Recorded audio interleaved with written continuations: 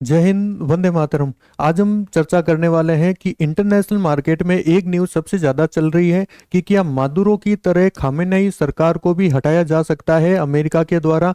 तो भारत ने क्या एडवाइजरी जारी की है और क्या अमेरिका ईरान को काउंटर कर पाएगा या फिर इजराइल के साथ देते हुए क्या ईरान से और दुश्मनी लेगा या नहीं लेगा, उसके बारे में आज हम चर्चा करने वाले हैं। तो आइए शुरू करते हैं। तो हमारी जो भारत सरकार है, ठीक है, मिनिस्ट्री ऑफ एक्सटर्नल अफेयर ने एक एडवाइजरी जारी की है कि कोई भी भारतीय जो कि ईरान में रह रहा है वो भीड़-भाड़ में जाने से बचे, और या फिर जो भारतीय ईरान जाना चाहते हैं वो अपनी यात्रा को कुछ समय के लिए टाल दीजिए, क्योंकि ईरान के अंदर जो मामला है वो बहुत ही ज़्यादा गर्म है। ठीक है, तो ट्रंप, द जेरूसलम पोस्ट क्या लिखता है कि Trump is a man of action, US warn Iranian regime in Farsi language. ठीक है, फारसी लैंग्वेज के अंदर जो ट्रंप है उन्होंने एक मैसेज दिया है कि ट्रंप एक्शन लेने वाला आदमी है, ये सिर्फ बातें ही नहीं करते हैं, एक्शन भी लेते हैं। दूसरा क्या है कि वेनेजुएला रेड, ठीक है, वेनेजुएला की रेड के बाद Trump fire a message to Iran. ठीक है, ट्रंप ने एक मैसेज दिया है ईरान को एंड हमास। हमास कौन है? एक आतंकवादी संगठन जो कि अमेरिका और इजराइल के द्वारा माना जाता है। ठीक है, विल दे लिसन, क्या वे इस बात को सुनेंगे? तो ये एडवाइजरी जारी करने का एक मेन रीजन ये भी है क्योंकि इजराइल क्या लिख रहा है कि वेनेजुएला की रेड के बाद अब ईरान की और हमास की बारी है। अब बात कर लेते हैं कि ईरान के अंदर जो वर्तमान स्थिति है वो अभी सही नहीं है, और क्या बताया जा रहा है कि 35 लोगों की जो मौत है, ठीक है, प्रोटेस्ट कर रहे थे, जो वर्तमान में ईरान की जो सरकार है उनके खिलाफ में वो प्रोटेस्ट कर रहे थे। जो खामेनेई की सरकार है उसमें प्रोटेस्ट किया और 35 लोगों की मौत आने की खबर आई है, और ये भी कहा जा रहा है कि 3 बच्चों की भी मौत हुई है ईरान के प्रोटेस्ट में। ठीक है, अब बात करते हैं कि क्या अमेरिका खामेनेई की सरकार को हटा सकता है। तो इसके लिए हम ईरान के लिए कुछ पॉइंट पर चर्चा करेंगे। सबसे पहले बात कर लेते हैं, वर्तमान में जो भी सरकार है वो खामेनेई की सरकार है। तो खामेनेई है ना, वो धार्मिक और राजनीतिक दोनों प्रतीक के रूप में माने जाते हैं ईरान के अंदर। ठीक है, तो जो शिया मुस्लिम है उनके नेता के रूप में खामेनेई जी माने जाते हैं, और ये राजनीति की भी प्रतीक है। मतलब खामेनेई एक तरह से सुप्रीम लीडर है। सुप्रीम लीडर कौन होता है कि राष्ट्रपति से भी ऊपर एक पद होता है सुप्रीम लीडर का। ठीक है, तो जनता एकजुट हो जाएगी तो अंदरूनी खामेनेई सरकार को समर्थन मिलेगा और अमेरिका इसमें ज्यादा कुछ नहीं कर पाएगा। दूसरा हम बात कर लेते हैं ईरान की मिसाइल की और ड्रोन की ताकत के बारे में। तो ईरान के पास बहुत सारी मिसाइलें और ड्रोन मौजूद हैं।